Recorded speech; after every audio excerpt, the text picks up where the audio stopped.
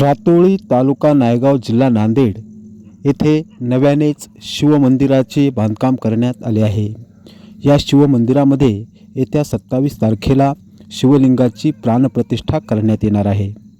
या मंदिरात बसवण्यात येणाऱ्या शिवलिंगाचे निर्माण आंध्र प्रदेशातील हैदराबाद येथे करण्यात आले असून नव्याने निर्माण करण्यात आलेले हे शिवलिंग प्रतिष्ठापनेसाठी रातोळीला घेऊन जाण्यापूर्वी प्रतिष्ठापनापूर्वी समागम करण्यासाठी 12 ज्योतिर्लिंगापैकी पंचम ज्योतिर्लिंग असलेल्या परळीच्या प्रभू वैद्यनाथ मंदिरात घेऊन आणण्यात आले होते।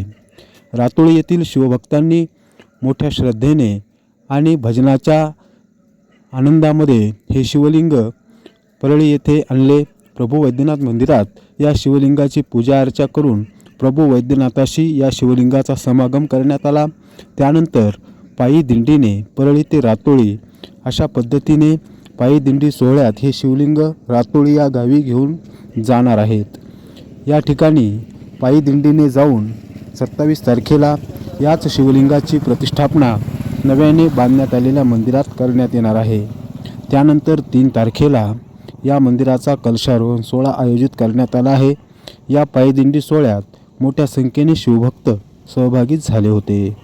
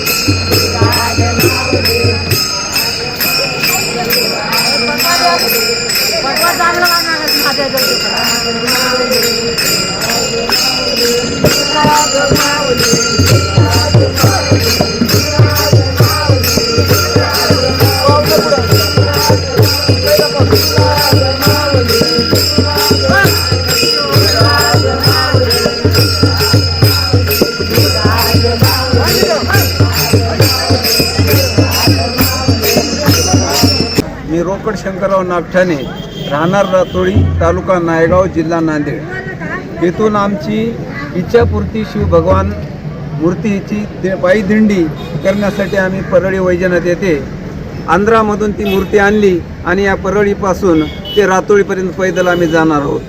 त्यासाठी आमचे 6 ते 7 ठिकाणं मुक्काम असेल दर दिवशी आम्ही 20 किलोमीटर पायी चालण्याचा प्रयत्न करणार आहोत आणि ती परत गावी करून 27 तारखेला आमच्या गावामध्ये मूर्तीची स्थापना होणार आहे। आणि रातोळीमध्ये 3 तारखेला आमच्याकडे कळसाचा कार्यक्रम आहे। मंदिराचा कळस नवीन बांधलेला आहे मंदिर, त्याचा कळसाचा कार्यक्रम आहे। त्यामुळं आम्ही नांदेड जिल्ह्यामधून इथं आलेलो आहोत। इच्छापूर्ती शिवभगवान मूर्ती, इच्छापूर्ती शिवभगवान की, इच्छापूर्ती शिवभगवान की।